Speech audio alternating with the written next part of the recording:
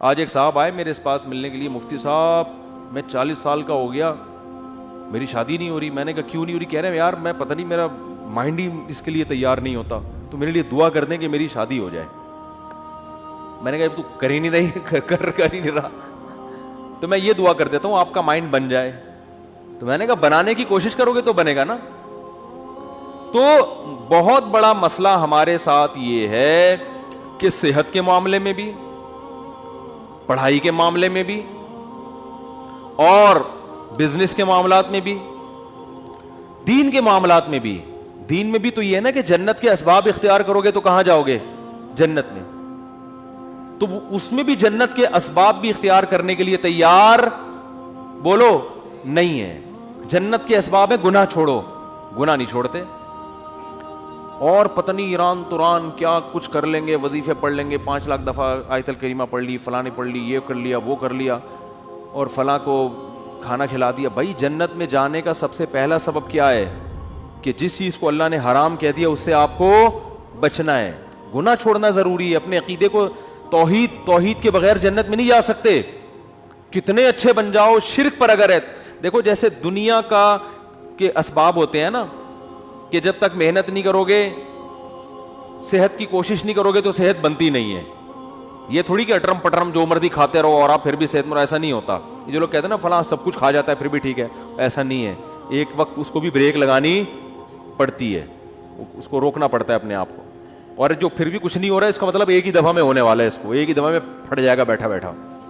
کیونکہ جو کچھ ہوتا رہے نا تو انسان پھر بھی تھوڑا سا احتیاط سے چلتا ہے. اس کا مطلب ایک ہی دفعہ میں اس کا کچھ ہونے والا ہے، ٹائٹ طریقے سے دھماکے کے ساتھ پھٹے گا. گرنیڈ ایک ہی دفعہ پھٹتا ہے اور کلاشن کوف سے گولیاں مسلسل چلتی رہتی ہیں، ٹھیک ہے نا. گرنیڈ کیا ہوتا ہے؟ ایک ہی دفعہ پھٹتا ہے بس، وہ دوبارہ چلنے کے قابل نہیں رہتا. تو آخرت میں جانے کا سبب بھی ہے، تو وہ سبب اختیار کیے بغیر ہم انگریز کو کہتے ہیں نا دنیا میں کامیاب ہے مگر آخرت میں نہیں ہے. کیوں نہیں بھائی؟ تم آخرت کا سبب اختیار کرتے ہی نہیں ہو. آخرت میں جانے کے اسباب کیا ہیں؟ عقیدہ توحید ہے، رسالت ہے.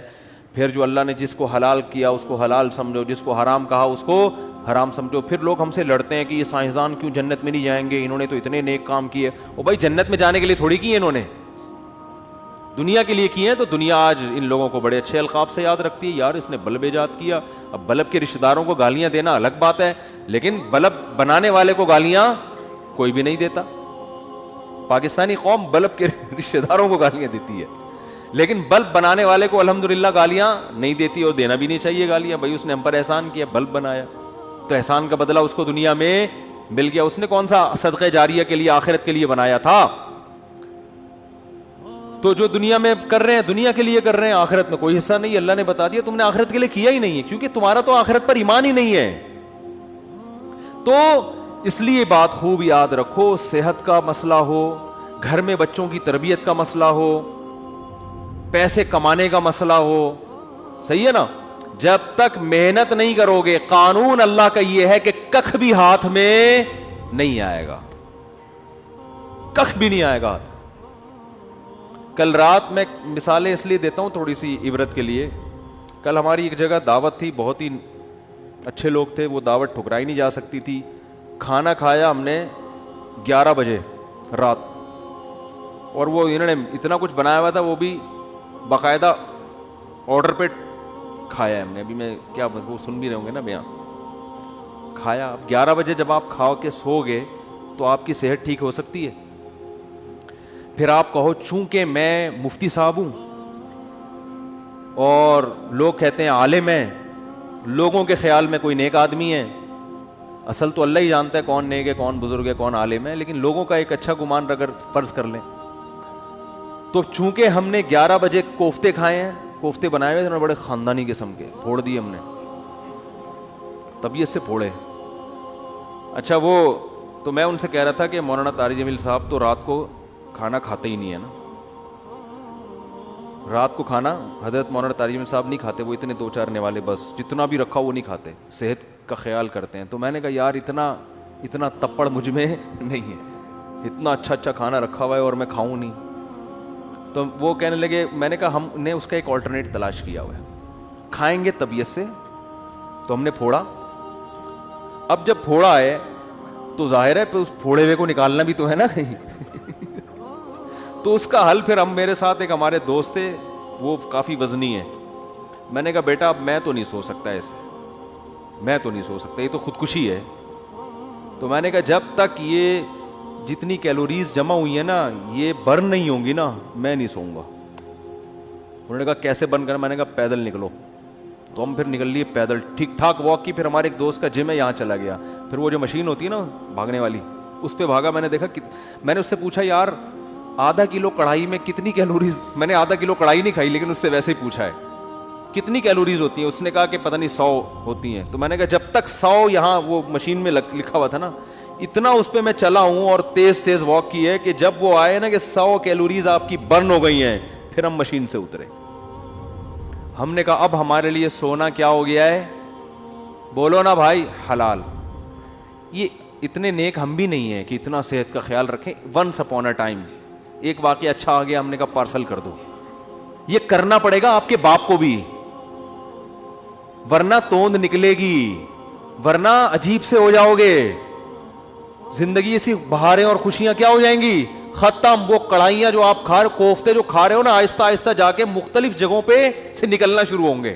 کبھی کوفتہ یہاں سے نکلے گا, ڈاکٹر کہیں گے ان کی رسولی نکل آئی. وہ رسولی نہیں ہے, وہ جو کوفتے آپ نے کھائے ہیں نا ان میں صرف ایک کوفتہ نکلا ہے ابھی تو باقی کیا ہے, باقی ہیں. تو مختلف, ابھی تو تھوڑے دنوں میں آپ خود کوفتہ بن جاؤ گے. اور پھر کیا کرتے, صحت ٹھیک نہیں ہے, گھٹنوں میں درد, یورک ایسڈ بڑھا ہوا ہے, یہ ہوا ہوا ہے. پھر آتے ہیں کہ جی وہ مفتی صاحب کوئی وظیفہ بتا دیں کہ فلانے بزرگ کے پاس چلے جاؤں. پھر وہ فلانے آستانے پہ ایک بڑے اولیاء اللہ بیٹھتے ہیں, آدمی ہے کہ لیکن اولیاء اللہ, اولیاء تو ولی کی جمع ہے بھائی, ولی اللہ ہوتا ہے اس کو لوگ کیا کہتے ہیں, اولیاء اللہ بیٹھتے ہیں. اولیاء اللہ تو بہت سارے ہول سیل کے حساب سے کہہ رہے ہیں. وہ فلانے آستانے میں ایک اولیاء اللہ بیٹھتے ہیں, وہ ایسا دم کرتے ہیں بھائی, ان کے پاس جاؤ, ایسا تعویذ ہے. ابے تو کھا کیا رہا ہے, تو کمبخت, تو تعویذوں میں نہائے گا بھی نا کک بھی نہیں ہوگا. اللہ کا قانون ہے بھائی, قانون ہے کہ جتنا کھا رہے ہو نا اس کا وہ یوٹیلائز ہو گئی تو صحیح رہے گی, نہیں ہو رہا تو پھٹ جاؤ گے دھماکے کے ساتھ. بچوں میں تو چلو گروتھ ہو رہی ہوتی ہے نا, اب 40 سال میں گروتھ تھوڑی ہوگی آپ کی, اب تو فیٹ بڑھے گا, اب تو پھوڑے نکلیں گے, وہ کوفتے نکلیں گے مختلف جگہوں سے, آپ کے کولیسٹرول بڑھے گا 10. پھر بھی اگر مر جائے آدمی تو پھر اللہ نے مار دیا. اونٹ پہ بیٹھے ہوئے آدمی کو بھی کتا کاٹ لیتا ہے جب انسان کی لکھی ہوئی ہوتی ہے.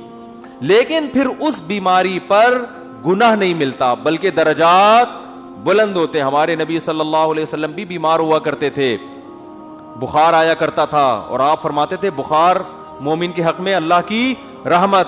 لیکن آپ کو یہ بخار معاذ اللہ بد پرہیزی سے نہیں آتا تھا. سمجھ میں آ رہی ہے بات؟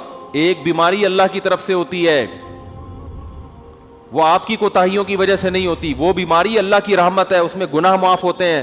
آج جو میجورٹی بیمار ہو رہی ہے وہ اللہ کی خوشی سے نہیں ہو رہی, وہ اپنی حرکتوں سے ہو رہی ہے, اور اس میں امیدیں لگا کے بیٹھے میں بہت ثواب ملے گا, میرے گردے فیل ہو گئے ہیں, مجھے بہت زیادہ کیا ملے گا, ثواب ملے گا, میرے گردے فیل ہو گئے. میں نے ایک صاحب کو کہا, میں نے کہا اپنا بی پی چیک کرا لیا کرو, آپ کے مجھے دماغ کی سیٹنگ کیا لگ رہی ہے, آؤٹ لگ رہی ہے. کبھی کبھار نا میں نے کہا چیک کرا لیا کرو, کیونکہ مجھے نہیں لگ رہا کہ آپ کا بی پی نارمل ہے. کہ ابے چیک ویک کرانے سے کچھ نہیں ہوتا, مجھے خود بتا رہے تھے, ابے بی پی چیک کرانے سے, جب یہ تو انہی کو ہوتا ہے جو چیک کراتے ہیں, الٹا ہوتا ہی انہی کو ہے جو بار بار کیا کرتے ہیں.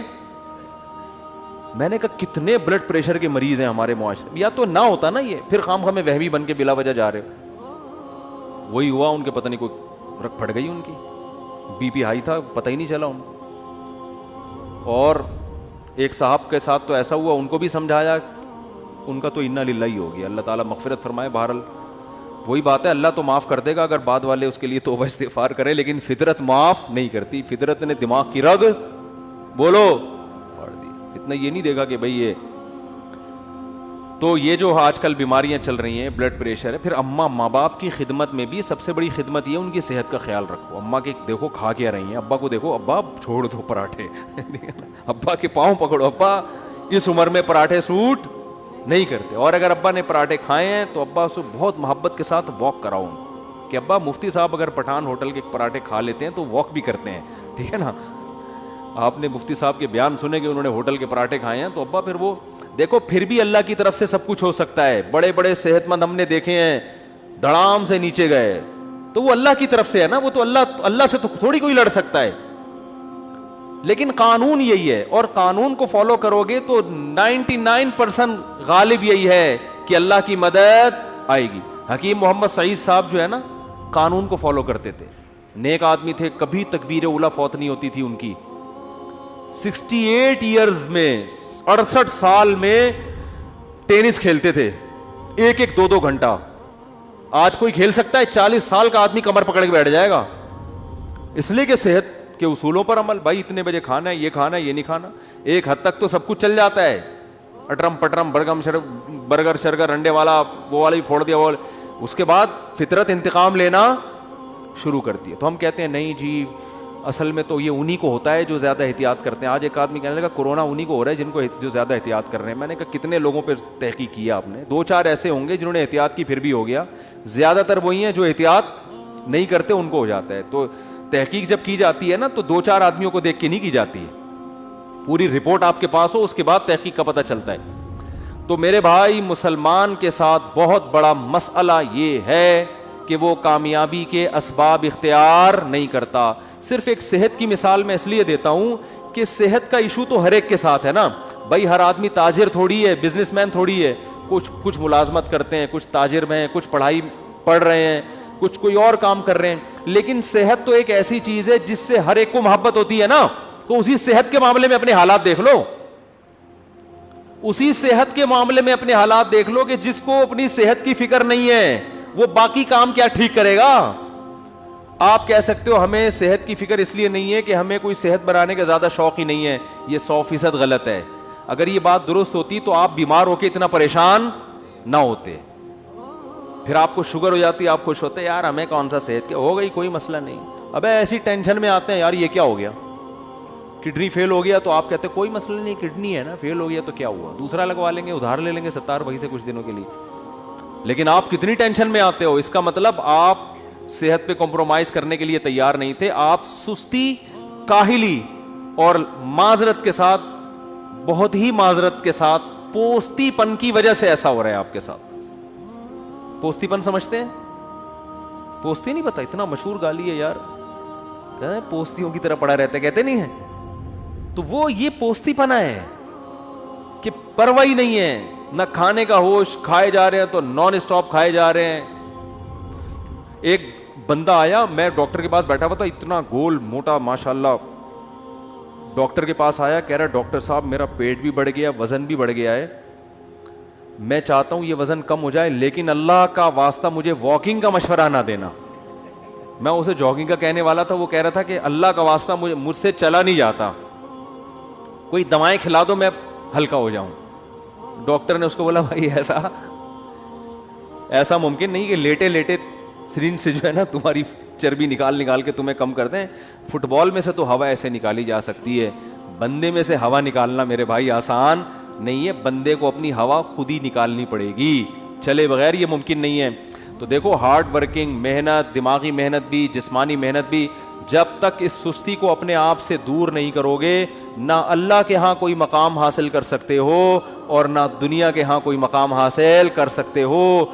और उसमें ये उम्मीदें, बेदीन आदमी तो कहता है चलो कहीं भी मकाम नहीं मिल रहा क्या करें, दीनदार आदमी इस पे दीन का लेबल लगा देता है। ये है असल चीज खतरनाक जो मैं बयान करना चाहता हूं।